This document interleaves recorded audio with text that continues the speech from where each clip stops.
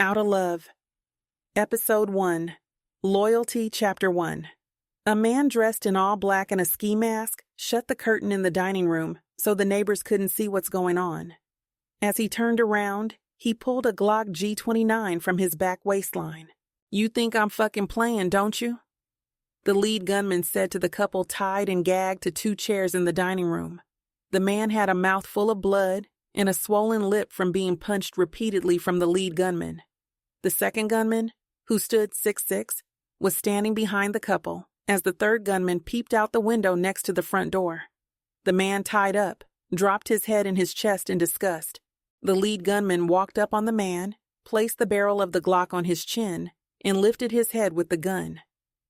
"I don't know what type of nigga you are or what type of nigga you're trying to be, but if you don't tell me the fucking combination to this floor safe, I'm going to blow this bitch head the fuck off. You got 5 minutes," he said, looking directly in the man's eyes. The woman looked at her husband as tears rolled down her cheeks. She mumbled, trying to say something with the gag in her mouth. "Take the gag out her mouth," the lead said. The second gunman untied the gag from both of their mouths. "Alonzo, I can't do this 1 minute longer. My heart can't take this. Can you please tell them the combination? I'm scared, baby," the wife said, as tears flowed down her face. Alonzo looked at his wife as he spit a glob of blood out of his mouth. A string of blood hung from his lip as he said, "Like I said, that floor safe has a timer. I won't have access to that safe until 8 in the morning. I gave you the combination to the safe in the bedroom behind the nightstand. I know that it was close to $60,000 in that safe. I don't have any other money here until 8 a.m., and you can have everything. Just promise me that you will let my wife go free." "Promise you? Are you fucking kidding me? That's what's wrong with all you privileged motherfuckers. Y'all think everything is negotiable." The lead gunman looked at his watch, cocked his gun, and pointed at Alonzo. "You got 60 seconds. The other two gunmen walked behind the lead gunman. They stood next to him with their guns by their sides. 10, 9, 8. The lead gunman was counting down. The wife started praying for the Lord to protect her husband. The husband stared down the barrel and knuckle of the gunman, pointing the gun at him. 3, 2. Alonzo closed his eyes. Pow! The lead gunman pulled the trigger. A month prior to the home invasion, Denise's iPhone on the nightstand was going off and getting louder. She rolled over and unplugged the phone from the charger. Alonzo, Zoe, and Denise were the cornerstones of their families. Both were successful entrepreneurs in the greater Chicago and surrounding area. Denise had 12 hair salons, while Alonzo had over 30 homes and several commercial rental properties. She cut the alarm off and started going through her text messages. Damn. She thought to herself when she read a text from her cousin Tracy, who managed the salon on W. Grant Avenue. This was the third time this month Tracy could not open the salon. She did not respond to the text. Denise sat up and put her feet on the floor. She tossed the phone on the bed as she got up and walked to the bathroom to brush her teeth. Downstairs, Alonzo was standing by the Keurig, holding his cup as it filled up with coffee. Denise walked up behind him in her robe and kissed him on his neck. "Good morning, love," Denise said. "Morning, baby. Do you want me to make you a cup of coffee?" he asked. "No, I won't be able to enjoy it like I want to." "My sorry cousin." "Tracy again." He blurted that out before Denise could finish. "You already know. So now I need to open the shop before everyone gets there. It's never a dull moment. I know you don't want too many people to have the key, but this gotta be getting old." "Shit, this been old." She rolled her eyes as she got Pop-Tarts out of the cabinet. "I'll have my locksmith shoot over there and see what's best for that location. He can put a key box lock similar to the one I have at my rentals for viewing or a keypad. You can always cut the alarm off from home. Just think about it." "That's cool. As long as you remember, Amazing Grease Beauty Salon is all mine," she said jokingly as she patted her chest with her hand. "But for real, have him go over there." "No doubt. Can you grab the paper for me?" She cut her eyes at him and he pointed down at his underwear while sipping his coffee. She walked out the front door to see Mrs. Bailey watering her lawn. Mrs. Bailey is the only neighbor that did not have a sprinkler system for her lawn. They both think she had not purchased one because it would take another thing from her life. Being in her early 80s, she did not have much to do. "Morning, Mrs. Bailey," Denise said as she picked up the paper from the driveway. "Good morning, precious. Make sure you stay out the sun. It's going to be a scorcher today. In the mid-90s. I sure will. Thanks for the heads up." Denise walked back in the house and placed the paper on the end of the table, furthest away from Alonzo. He smiled and got up to get the paper. She kissed him and pulled his boxer briefs down as she walked off. "Play if you want to, baby, and Tracy won't be the only one calling out from work." Alonzo smiled with one eyebrow raised, watching Denise walking away switching in her robe. As Denise got dressed, she remembered she told her cousin Snoop she would visit him at the prison. He'd been locked down for 17 years for murder. He had a very bad rep in the streets, but she could care less about the rumors. Snoop was family. Denise had a very large family all over Chicago, and Snoop was her favorite. Their bond started when they were 8 years old. Snoop's mother died from brain aneurysms, after which he moved in with Denise and her family. Mary, Denise's mother, opened her home to Sheldon, aka Snoop, once her sister passed. It was Denise and Snoop for years until Mary got married and had 2 more kids. After Mary got married, things changed in the house. It was as if Denise and Snoop were the outsiders. That made their bond tighter.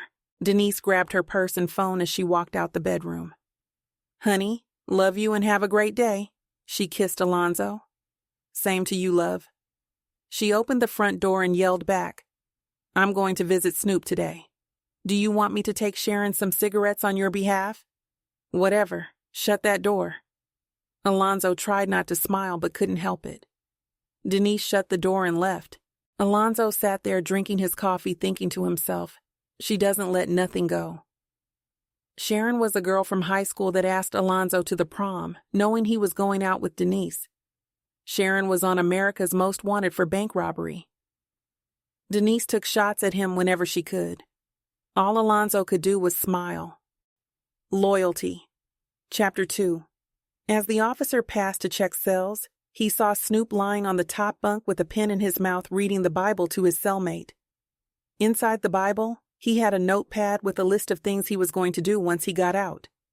After partying, which included alcohol and a threesome, were Snoop's career goals. A $120,000 car rental company was circled on the paper. Most people viewed prisoners as dumb, but behind those walls were some of the most brilliant minds. A few released inmates had started their own car rental company and sent the word back to the prison. "That's a lot of scratch right there, nephew," Preacher said to Snoop while looking at his plans. Preacher, whose real name is Dave, was in his late 60s. He had been Snoop's cellmate and OG since day one. Preacher influenced Snoop to get his GED and real estate license online. "It's definitely a lot, but it's doable. And you know I know how to get to the bag." Preacher shook his head and sat on the bottom bunk. Snoop jotted down a few things as he envisioned how the plan was coming together. "Davis, visitor," the officer yelled in the cell. Snoop jumped up and went straight to the showers. Denise sat at the table waiting for Snoop. She nodded to a few inmates as they came into the visiting room to see their visitors. Snoop finally walked into the room, waves spinning and smelling good.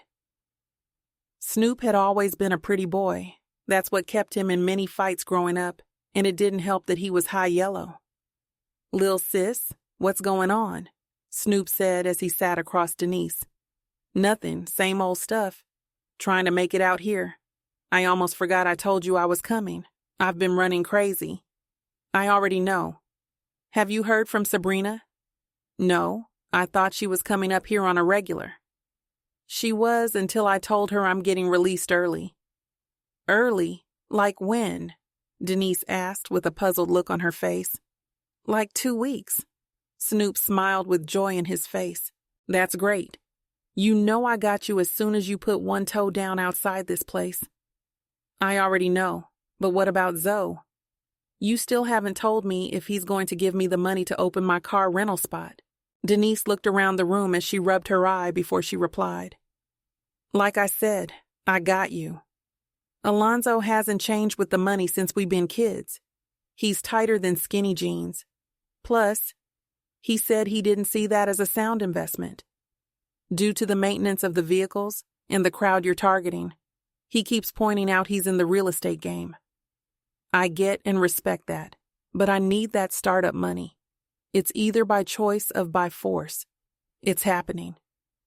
Denise looked him in his eyes, which did not blink. She knew that look and knew he was serious. Snoop crossed his arms and leaned back in his seat staring at her. Denise leaned over the table and whispered, You think I'm going to allow you to take from my husband? From my household? I don't care that you are family. That's not about to happen. 'Cause. She sat back in her chair disgusted. Snoop chuckled, then said, I wasn't asking or warning you for that matter, but it is going down. I'd rather do business than handle my business. And you know what type of business I'm talking about. Denise stared at him as he stood up. I love you. And remember, it's family over everything. You still got those earrings? Family? Over? Everything. Snoop walked away without saying bye. She watched him as he walked away with the officer. She kept her cool until she got to the car. Denise let off a loud scream once she got in the car. She pulled on the steering wheel, yanking it as if she were trying to rip it off. She knew that her cousin meant what he said, and he was ruthless. She sat for a second before she pulled off. Thinking about what Snoop said, she started reminiscing. Denise was visiting Snoop in Rockwell Gardens. He was only 15 years old, staying with Melissa and her 2 kids. Melissa was 10 years older than Snoop, and her kids were by a guy 10 years older than her in prison. Snoop had the place to himself, which was rare.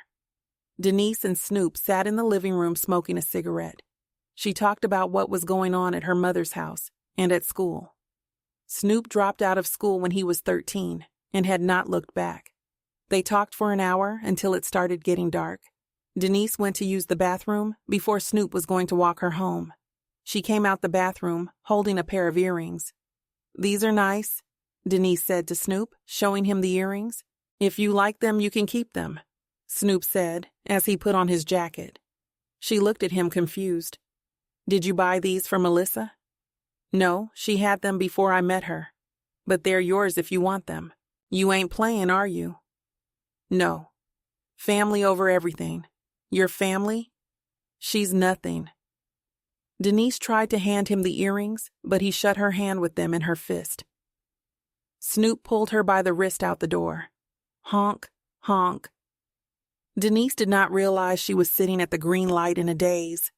She drove to the M Lounge to get a drink. Loyalty. Chapter 3. Alonzo was going over some paperwork in his home office. He rolled the architectural plan out on his desk when he heard the door open. Denise walked straight to the refrigerator and pulled a bottle of wine out. She poured 2 glasses, kicked off her shoes, and headed upstairs. Denise walked in the bedroom to see a briefcase on the bed, but no Zoe. She yelled out for him and he responded from his office. They met in the doorway of his office. She handed him a glass as she kissed him. She couldn't hide the disconnected look on her face. Are you okay, baby? Alonzo asked, very concerned. Yes. Just a lot of things I need to sort out. I'm just feeling a little overwhelmed right now. It's cool. You are home now. Leave all that mess outside the house. That's easier said than done, baby. Denise rolled her eyes and exhaled. Negative. We are what? Alonzo said aloud, looking at Denise for her response. She did not say anything immediately, but she couldn't get away from his stare. She smiled and said, The masters of our universe. Damn right. Boss mentality. Now go hop in the shower and wash all the bad energy off you. I'll be with you in a second. He kissed her and she walked off. Alonzo looked at the floor plan as he sipped his wine. His phone rung, unknown caller, from a New York 347 area code. He grabbed his phone off the desk and answered it. Hello? Hey, Zoe, this Tony? Hey, Unc, what's going on? Nothing, trying to see what you thought about the construction plan I sent you. To be honest, I haven't looked over it thoroughly, but I will definitely go over it in the morning. Why in the morning? Is it something I need to know? Tony asked, because Zoe is normally the workaholic. He lived by the motto, why put off something tomorrow that you can do today? Nah. Denise got a lot on her mind, so I want to close up shop early and spend some time with her. Do that and send her my love. I will touch base with you tomorrow. Bye. Alonzo walked in the bedroom holding his phone and glass of wine. He had a smirk on his face, thinking about all the numbers Tony called him from. Tony is not his blood uncle. Tony's actual name is Cecil Norris, a.k.a. C-Note, or C for short. He was a legendary kingpin in the streets of the East Coast. Cecil went off the radar for the last 10 years. The feds had a secret indictment on him but couldn't convict him. After the witnesses disappeared, so did Cecil after his mistrial. Nobody knew where he lived, but he'd been seen in New York at a Broadway play. Monique, Zoe's mother, transported weight for C-Note in the 80s. She was murdered in the cafeteria during a riot in prison. Monique had no family other than her foster parents, both of which died years before her death. Cecil made sure Zoe didn't get lost in the system. He paid an older couple without children to take Alonzo in. Alonzo never wanted for anything in his life due to Cecil's doing. The G's in the streets looked out for Zoe because they knew who his uncle was. Cecil was more like a father than an uncle. Alonzo finished his glass of wine and got undressed to climb in the shower with Denise. He slid the shower glass door and walked in. She had her back to the shower head, letting the shower beat on her back and neck. He started kissing her passionately as his left-hand middle finger entered her love canal. The deeper his finger went in, the more her mouth opened as they kissed, and she stood on her tippy toes. He pulled her with his right hand on her shoulder, and they switched positions. The water hit his lower back as he stood behind her. He got on his knees and licked every hole he could fill with his tongue. Denise tried to run from him but was stuck in the shower. Alonzo stood up and placed his love wand in her from behind. She moaned loud, holding the wall in front of her, as he thrust it inside of her. She pulled his right hand off her waist and placed it on her neck. He squeezed her neck harder with every pump until they climaxed. Denise got out the shower to leave Zoe by himself. Denise walked downstairs to get the bottle of wine. She rambled her thoughts about telling Zoe what Snoop said, but didn't know how to bring it up. Snoop and Zoe were friends before Denise and Zoe met. They shared the same therapist. They both needed counseling after losing their mothers and never knew their fathers. Alonzo walked to the bedroom drying off as Denise walked back in with the bottle of wine still naked. She poured wine in their glasses and flopped on the bed. He looked at her a little shocked, noticing that Denise was still wet, looking like she never dried off. Before I forget. Did you like what the locksmith did? Alonzo asked. Yes. I meant to text you when I locked the shop up. I see you told him the keypad. Yeah. He told me that you weren't returning his call, so I made that decision. You did good. Denise sipped her wine. Alonzo got in the bed with his eyebrow raised because her response didn't sound like her. Baby, what's on your mind? And I know it's not your salon. So, what is it? Nothing really? But by Snoop coming home soon, I want to help him get himself situated before he run back to what he knows. What soon? Like 2 weeks, she said, dismayed. That's good. And I can create him a spot that can pay him over $60,000 a year since he got his license. He got it, but he's still fixed on the rental car business. And you know how he get. That's cool. A man should follow his own dream, but he gotta find another resource for the funds. My offer always stands if he wants it. Alonzo turned on the television and started watching it. Denise laid her head on his chest while he laughed at the new Dave Chappelle stand-up. She wasn't laughing. She was in deep thought, thinking about what to do about her cousin Snoop. Talking on the phone to Tony while parked in front of Tunnel nightclub. Denise booked the entire club for Snoop's private coming-home party. The club looked amazing, from the black leather sofas to the flute neon lights hanging from the ceiling. Every sitting area had a table with champagne on ice in a bucket. The DJ was blasting Guess Who's Back by Scarface on repeat until Snoop entered the party as requested by Denise. That was Snoop's favorite artist and song. Denise looked around the club from upstairs, waiting for Snoop to arrive. Black, Snoop's right-hand man, called her and said they would be there in 15 minutes. The permits all came in today. The head foreman said they will start tomorrow, Alonzo said to Tony as he watched the guests getting pat down by security. Great. I will hit you in a couple days to see how it's going. Tony clipped the tip of his cigar as he talked to Zoe. Cool. Talk to you then. Bye. Hold on. Before you hang up. Be careful dealing with Snoop. I know he was your best friend growing up, but doing time changes people. Also, your position has changed. When he left, you were taking classes at the local college. Now, you're the owner of Y. Not real estate and doing well. I know you know how to move, but I don't want you to feel responsible for helping him. I don't know how you always know things before I tell you, but I'm good. I don't feel responsible, but I'm going to offer Snoop a manager position. Hopefully, I can show him a different way. That's if he wants it. Okay. Do what you feel, just be on point. Definitely. Talk to you later. Bye. Tony lit his cigar and blew out thick smoke circles. Alonzo sat there for a second thinking how Tony knew Snoop was home, or even that he was dealing with Snoop. Tony still getting kites flown his way, even though he was no longer in the streets of Chicago.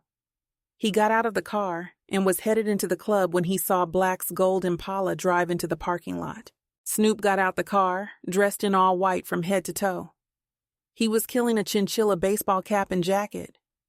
He was the only guy who could pull that off in the middle of August. They walked to the front of the club smelling like a pound of loud. The security moved the rope and let them in without checking them. Snoop walked in, shaking his head to Scarface, with his lips sucked in, scanning the room. The guests' faces lit up when they spotted Snoop. They all walked up to him and showed him love.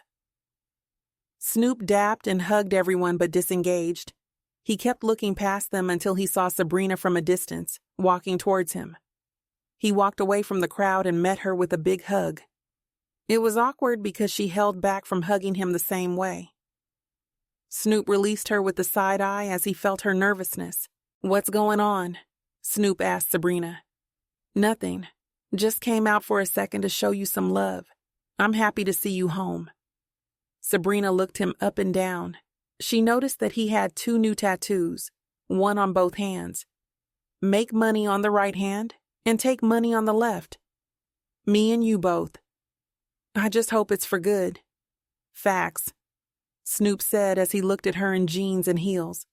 She didn't dress like that when she visited him. Enjoy your party. We will talk later. She walked off and walked over to Slick. Slick was the OG that gave Snoop his first G-Pack. When Snoop saw whom she walked to, he smirked at Black and shrugged his shoulders. A waitress whispered in Snoop's ear. She told him there was a reserved VIP area upstairs for him. He looked up to see Denise and Zoe standing up there. He left Black by the bar as he walked upstairs. Hey, little sis, Snoop said as he gave Denise a big hug. He looked over her shoulder trying to see Zoe's energy. Bro, happy to see you home, Alonzo said as he dapped and hugged Snoop. I'm happy to be home and I appreciate y'all doing this for me. Snoop grabbed a bottle of champagne out of the bucket and wiped it dry with a napkin. This is just the Tuesday party. Saturday, Mama is having a fish fry for you. Family only. I don't know what's gotten in her, but it's going down Saturday. Denise sipped her drink. Okay. Mary and her fish. I can't wait, Snoop said while opening the bottle of champagne. Ploop! The cork flew across the VIP and the bubbly erupted out the bottle. Snoop hurried and placed the bottle in his mouth, catching the champagne. Zoe raised his glass at Snoop while his other hand was around Denise's waist. They all smiled, sharing a special moment as they did as kids. They sat in VIP for 30 minutes, reminiscing on the block parties they used to attend. The vibe was amazing. Denise felt like Snoop changed his mind on strong-arming Zoe. She rubbed Zoe's knee as they sat there laughing. Snoop reached in his pocket, pulled out 2 cell phones, and placed them on the sofa next to him. He opened the flip phone, which was vibrating. He read the text from Black. Black. Slick just slapped Sabrina outside the club. Snoop shut the phone without changing his facial expression and still smiling at Zoe, telling the story when he had to leave college to pick up Snoop in his Civic. Snoop was hiding under a car in someone's yard. A rival gang was looking for him for shooting up the pool hall they used to chill at. He got caught slipping with no gun or weapon in the wrong neighborhood, dropping a female off. Zoe picked him up and drove by the men posted up next to Snoop's car as Snoop ducked down in the back seat. "You and those females," Alonzo said, shaking his head. "Always." Snoop smirked. "I know that going to be the death of me. On that note, let me get some fresh air, or should I say some blessed air." Snoop got up and walked out of the VIP with bottle in hand. Denise looked at Zoe with a smile and gave him a big kiss. Snoop walked to Black at the bar, flirting with the bartender. He tilted his head to the front door. Black got up and walked straight to the door. Snoop followed Black outside to see Slick and Sabrina sitting in Slick's Pearl Escalade in front of the club. Snoop looked at Black as he placed his hand down, telling him to stay there without saying a word.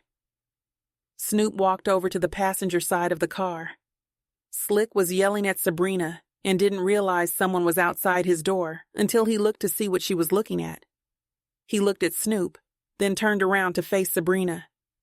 "What the fuck your bodyguard want? You call yourself texting him on me?" Slick asked. "No. Remember you got my phone." Sabrina's voice cracked as she answered and wiped the blood from the corner of her mouth with KFC napkins. Snoop pulled the door handle, but it was locked. He banged on the door trying to get Slick to open the door. Slick tried ignoring him, but the banging didn't stop. It got harder and louder. Still looking at Sabrina with a ferocious stare, Slick pressed the button to roll the window down. Before Slick could finish saying, "This doesn't concern you," Snoop reached in, unlocking the door and opened it. He grabbed Slick by the throat with his right hand. Slick tried to open the glove department as Snoop's tight grip squeezed the life out of him. "What you reaching for, bitch? You got a burner?" Snoop said as he let go of his neck and hit Slick with 2 left hooks. The hooks dazed Slick, which left him leaking from the mouth and a cut eyebrow. Snoop pushed him out of the car and on the ground. Snoop opened the glove compartment to see what Slick was reaching for. He pulled out a stack of money and a butterfly knife. Snoop put the money in the inside pocket of his chinchilla coat. Snoop looked at Black standing by the front door of the club. Snoop bent down and lifted Slick up with his left hand by his collar. Slick was slumping, and Snoop held him up in a seated position still on the ground. "Next time you put your fucking hands on her, I'm going to put some hot ones through you. You got me?" Snoop said as he picked Slick up to his feet. Slick didn't say anything. He stared straight into Snoop's eyes. "I know you got me." Snoop pushed Slick in his seat and turned his legs around. He manhandled Slick as if he were a senior citizen. "You went from OG to just old. Now take this motherfucker back to his nursing home." Sabrina turned the engine as Snoop closed the door. "This not over," Slick said as Snoop turned away from the car. Snoop turned around quick and said, "You right?" Then he took the butterfly out his pocket and flipped it open. "Here's your knife you were reaching for." He reached in the window, stabbing Slick in the leg, and held the knife with pressure. Slick screamed in agony, trying to grab the knife, but the more he tried, Snoop pressed down hard. "This not over," Snoop said, mocking Slick. "Get your soft ass out of here." Snoop moved the knife in Slick's leg as a pilot does a control handle of a plane. He left the knife in Slick's leg and walked into the club. Black walked in behind him with a smirk on his face. Snoop went back in the party with no cares. He was actually happy it went down. He knew his name would be ringing in the street tomorrow. The streets respect violence, not old reps. Loyalty Chapter 5, 4 p.m. Saturday, Snoop walked in Mary's backyard alone. He had only been out for 5 days and got the city on fire. Slick was found in his car Thursday night with his throat cut from ear to ear. Snoop's name is buzzing harder than when he went to prison, but for the same things: robbery and murder. "Hey, Auntie," Snoop said to Mary. They embraced in a big hug.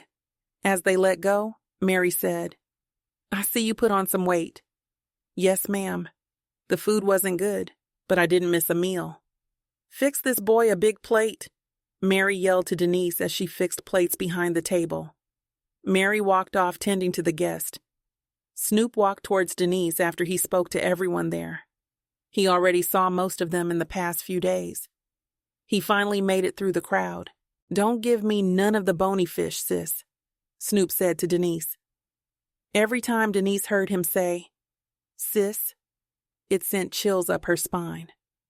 Snoop had the nerve to say that out the same mouth in which he told her his plans for Zoe. "Whatever. You know you can fix your plate," Denise said. "You ain't said a word. I know my way around the kitchen. I've been making my plate since I was 13. Facts. Take this plate. Facts. Go find Zoe. He wants to talk to you." She passed him a fish plate with baked beans and coleslaw. Snoop took the plate as he pinched off the fish, stuffing his face. He spotted Zoe talking to Darren. Darren is Denise's youngest brother. "What up, y'all?" Snoop said as he placed his plate on the table and took a seat. They both spoke to him. "I heard you want to chop it up," Snoop said to Zoe. "I do, but—" Alonzo cut his eye at Darren. "You saw my new Charger?" Snoop asked Darren. "Nah. What color and year?" Darren said, excited. He'd been collecting Hot Wheels all his life. "This year, and I only do white. It's an SRT Hellcat. Go check it out. Just don't get missing." Snoop tossed him the keys and Darren smiled as he walked out the yard. "I told you if you got your real estate license, I would make a position for you no matter when you come. That still stands. It's a manager position that pays $60,000 a year. I will train you personally to show you all the ins and outs. Eventually, you can get your own property to flip or rent, whatever you decide. I appreciate your offer, but I'm going to pass on that. That's your dream, your vision. I get that," Alonzo said as he stood up. He pulled out 2 envelopes out his back pocket and placed them on the table in front of Snoop's plate. "That's 45 grand, 15 from Denise and 30 from me. That's cool for today, but I need the other 75 in a week." Snoop made a hand motion to Denise for something to drink. She rolled her eyes at him. He smiled, then looked Alonzo in his eyes with a gangsta stare, as if he was saying, "You heard me right, nigga." Alonzo bit his bottom lip in disgust. He adjusted his pants by the crotch as he took a seat across from Snoop.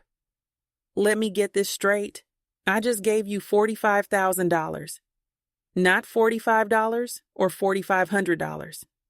That's 45 G's. Then you gonna demand 75 more?"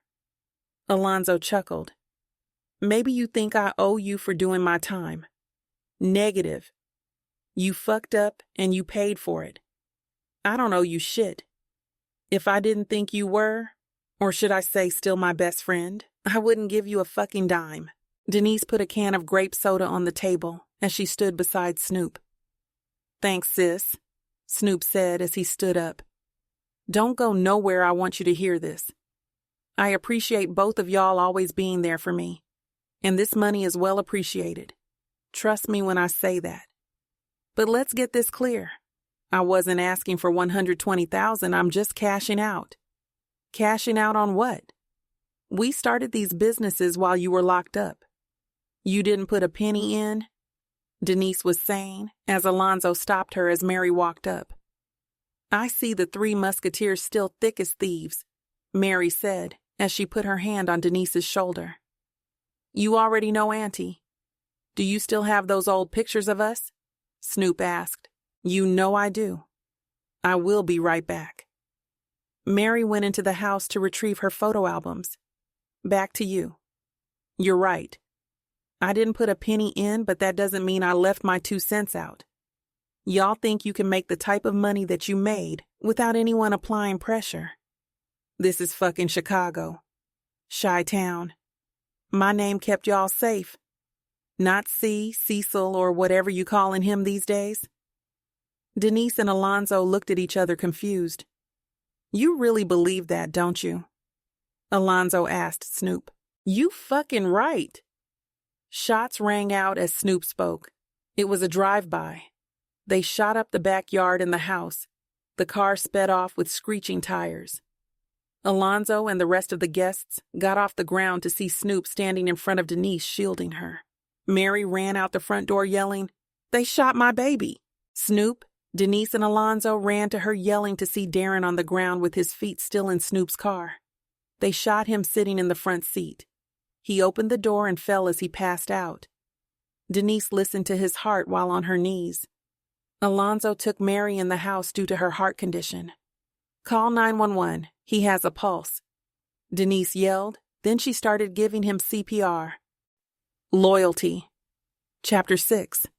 Denise looked through the hospital room door to see Darren's back as he stood up looking out the window. Mary and her husband Derek sat in 2 chairs next to the hospital bed. DJ, Derek Jr., walked out the bathroom. When DJ saw Denise looking through the window, his face lit up. He opened the door and grabbed her hand. Denise walked in but felt weird because Derek and Mary's smiles seemed identical. She spoke as she walked in the room, but no one said anything, they just smiled. Denise walked over to her baby brother Darren and placed her hand on his shoulder. He turned around with one big eye covering his entire face. Denise jumped up out her dream with sweat dripping down her face. She startled Zoe. Are you okay, baby? Alonzo asked. Yes. I hope I can make it through this day. I know Mama need me and I gotta keep it together. But I'm crushed. I don't know if I can hide it. She leaned her head back with her eyes closed as she exhaled, trying not to cry. I got you and you got this. Trust. We must be strong for Mrs. Mary and DJ. But after the funeral, we can drink and cry our eyes out. Denise looked into Zoe's eyes as she felt herself absorbing his strength. They got up and got ready for the funeral. Darren was pronounced dead at the hospital after his heart stopped in the middle of the emergency surgery. It had been almost a week, but Denise had not gotten any sleep. She kept playing that day over and over in her head. Darren was her heart, and some say she was his mother the way she took care of that boy. Alonzo and Denise rode in the family's limousine. She held her mother's hand the entire ride while holding it together. The funeral had a great turnout. Family and friends packed the church. Some of Darren's co-workers spoke great things on his behalf. Mary had to be taken out the church when they shut the casket after the final viewing. Mary and her husband went home instead of going to the gravesite. Mary stayed busy with the women that was setting up the repast. People came over continuously paying their respects. Mary kept looking at the door hoping that Denise and DJ walked in. Darren's death had her paranoid that she was going to lose them as well. The limo pulled up and DJ, Denise, and Alonzo got out. Derek was sitting on the front step smoking a cigarette. Please, go in there and let y'all mother know that y'all here, Derek said. They went into the house to find Mary in the kitchen making sweet tea. I got it, Mama, Denise said as she tried to take the spoon from her. Mary didn't say a word, but she wouldn't let the spoon go. Denise released the spoon as Mary's eyes said a mouthful. Denise walked over to the refrigerator. She reached up trying to grab one of the bottles of gin Derek hides from Mary. A hand reached over her and placed the bottle in her hand. Thank you, Denise said as she turned around. Her heart stopped when she saw that it was Snoop. Snoop hugged her as she stood emotionless with her hand squeezed on her chest. Damn. Where's the love? Snoop said. She just looked at him. Denise was shocked to see Snoop. She hadn't seen him since the fish fry, but she heard about his retaliation. He turned the heat up on the city until he got the names he was looking for. He left one of the worst murder scenes Chicago have ever seen. Snoop placed the 2 shooters and driver heads on the electric wires outside of Mary's house. They hung with a few pairs of sneakers. When the police identified the victims by their heads, they found the bodies in the driver's home. Sabrina's body was found with the rest of them. Her eyelids and tongue were missing. Alonzo walked up behind Snoop and pulled Denise by her wrist into the dining room. Snoop walked over to Mary and gave her a hug. Mary held him tight. She was happy that the people that took her baby from her were no longer alive. "Can you believe he's here?" Denise asked Zoe. "Yes, he is family, and in his mind, he's done no wrong. You know he got that mind over matter mentality." Alonzo kept looking in the kitchen at Mary and Snoop. "You don't have to remind me." She turned the mini bottle of gin up. Snoop got a glass of tea from Mary, then walked to the doorway of the kitchen and dining room. Snoop waved Alonzo with his finger. "I'll be back, baby." Alonzo followed Snoop out the kitchen side door into the backyard. Alonzo closed the door and followed Snoop as he walked away from the house. Denise looked out the window until her mother asked for help. "I know this ain't the time or place to talk business, but we're both busy dudes. I hate to do this the same day my cousin is placed in the ground," Snoop said as Alonzo cut him off. "Then don't. I'm not in the mood and my position hasn't changed. My wife and family need me today more than ever. Thanks for what you did or not to the shooters, but your help is no longer needed. So get missing." Snoop looked at Alonzo with an eyebrow raised. "Wow. Now you speaking for my family? You damn right. And if they wasn't scared of you, they would tell you themselves. I guess you're not scared. Never scared. Just disappointed, but that's another story. I'm done talking." Alonzo turned his head. "Hey, Peanut," Alonzo yelled as he walked away, heading to the front yard. He noticed Angela walking to the house. Snoop stood there for a second staring at Alonzo hugging and started talking to Angela. He finished his iced tea and tossed the ice cubes. He placed the glass on the steps and walked out of the yard. Snoop sat in his car for a second on the phone. "Hey, baby, look who showed up," Alonzo yelled from the living room. Denise looked from the kitchen doorway. She dried her hand off and walked into the living room smiling. She hugged Angela as tight as she could. Angela was born and raised in Chicago. Her mother got killed in the prison riot with Alonzo's mother. Tony would have Angela with him when he would pick up Alonzo. They became close due to Tony's instructions. Tony might have started it, but you can't tell Alonzo she's not his little sister. She graduated from the University of Houston and decided to stay there. She was an international import-export director. Now she has an express courier service. Her fleet of 20 trucks kept her pretty busy. Angela hadn't been in Chicago in over 5 years. "I can't breathe," Angela said in a suffocating tone. Alonzo smiled at them. "I'm sorry," Denise said as she released her. "It's so good to see you, but I hate that on this accord.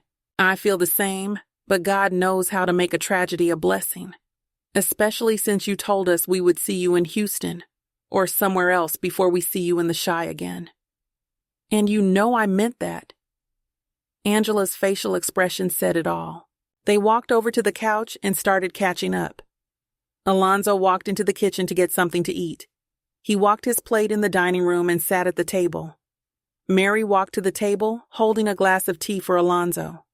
Some tires screeched off in the street outside the house. Mary dropped the glass and ducked. It was only Snoop being Snoop, but it scared the entire house. It would not have been the first time a repast had been shot up. Denise looked at Alonzo, shaking her head. Loyalty. Chapter 7. A few days after the funeral, Denise woke up from a bad dream. She dreamed that Snoop killed Mary and Alonzo. He placed both of their heads on the front porch at Mary's house. "Are you okay, baby?" Alonzo asked. Denise woke him up as she jumped from her dream. "Yes. Still having dreams about Darren. Say no more." Alonzo pulled her close to him and hugged her from behind. He went back to sleep, but she never did. She laid there with her eyes open in deep thought. She hadn't heard from Snoop, and it was starting to worry her, because she knew he was coming.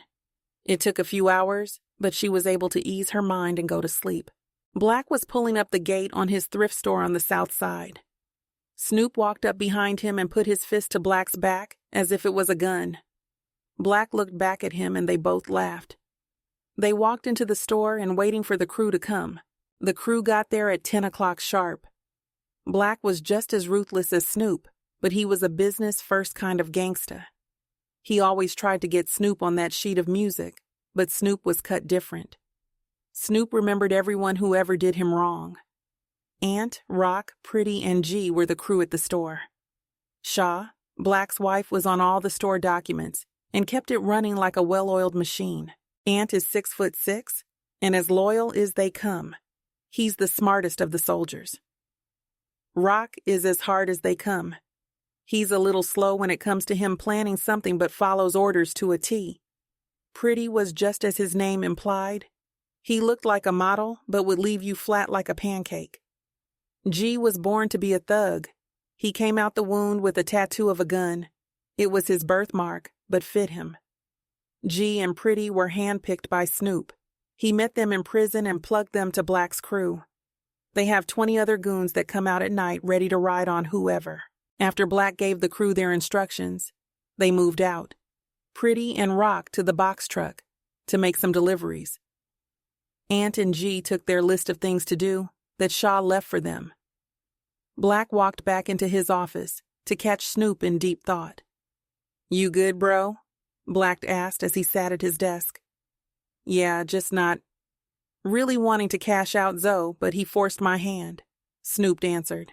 "So, don't? You know I don't count nobody's money, but I know you're up. Man, you're doing better than people that haven't done a day behind those bars. I just don't want you to do something your conscience can't handle." "What's a conscience?" Snoop laughed and tossed a notepad to Black. Black looked over the plan Snoop had on opening his business.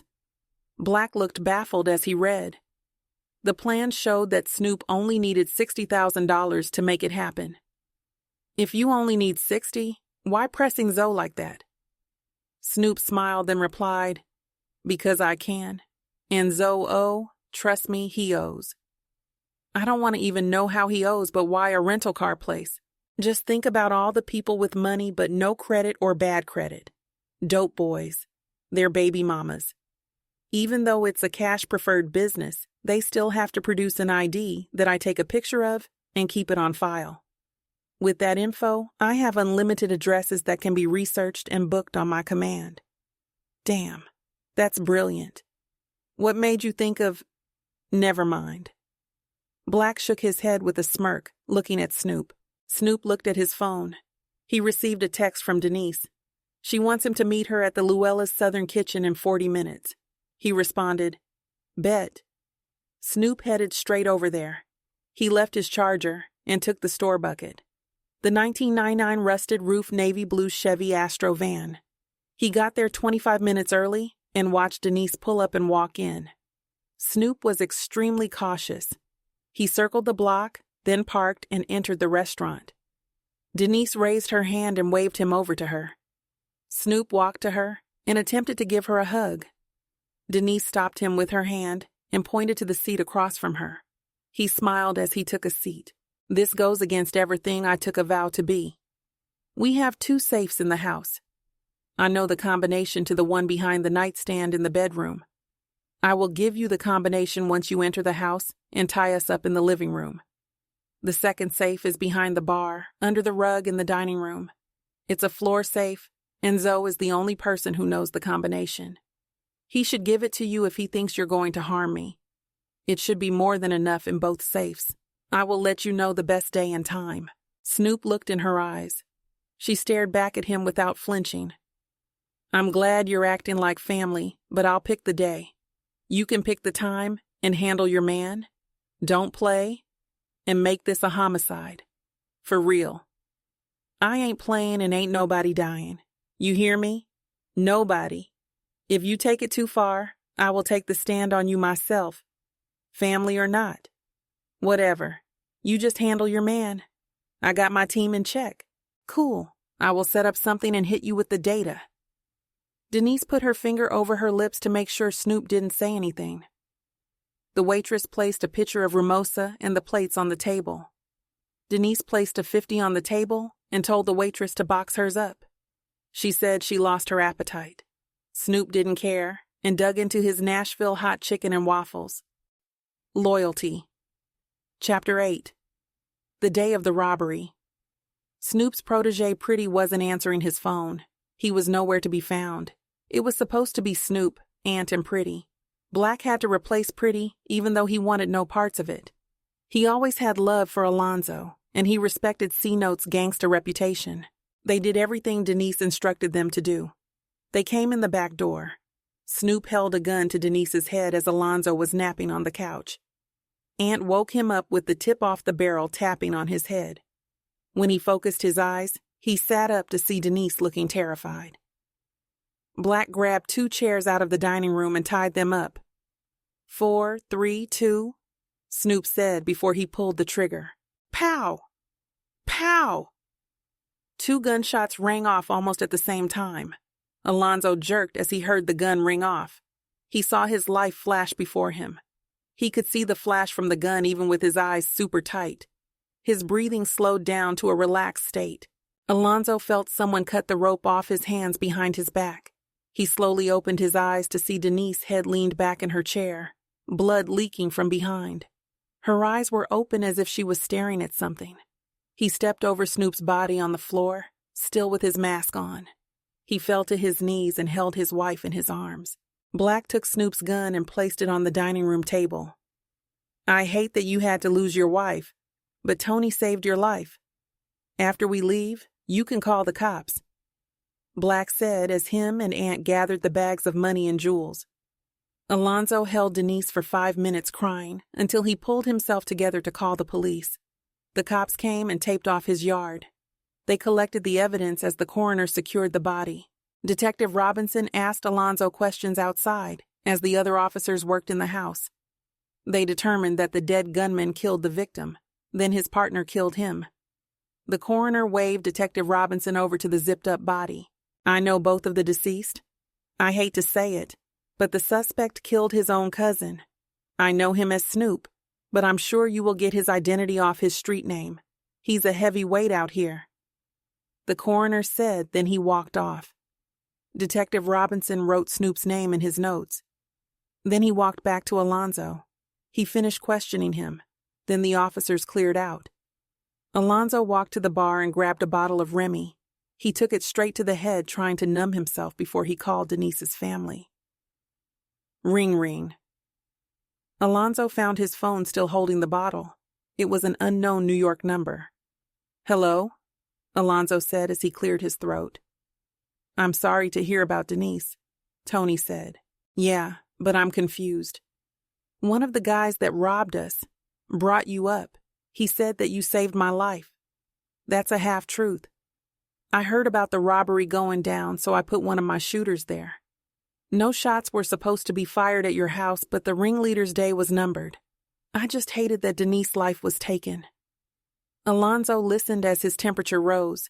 He hates how Tony never includes him with major decisions. I wish you would have let me know. Maybe. Stop. What's done is done. I can't control everything and everybody. Just thank God you're alive and I will be there in 2 days. Bye. Tony hung up. Alonzo held the phone to his ear, in deep thought, even as Tony hung up. Tony sat at his desk, tapping his cigar on the desk. He tapped the butt, flipped it, and tapped the tip. He knew Alonzo wasn't going to let it go. He started playing the conversation in his mind he had with Black. Black called Tony and told him Snoop's plans to rob Alonzo. He told Denise's part in the robbery, and that rubbed Tony wrong.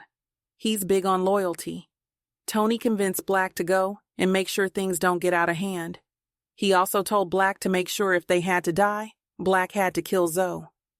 Black told Snoop to kill Denise because the crew would not cross him like that. Snoop accepted without any hesitation. Tony was happy with the information Black gave him. knowing that Alonzo would be safe, and if Snoop killed Denise, it was like killing two disloyal birds with one stone. Tony's accountant walked into his office with a briefcase and snapped Tony out of deep thought. Loyalty. Chapter 9. Alonzo sat in the first seat on the front left side of the church. Denise's parents and brother sat beside him. It was so packed that some had to stand in the back and side walls.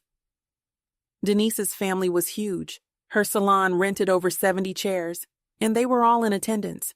As the preacher gave the eulogy, Alonzo had his eyes closed.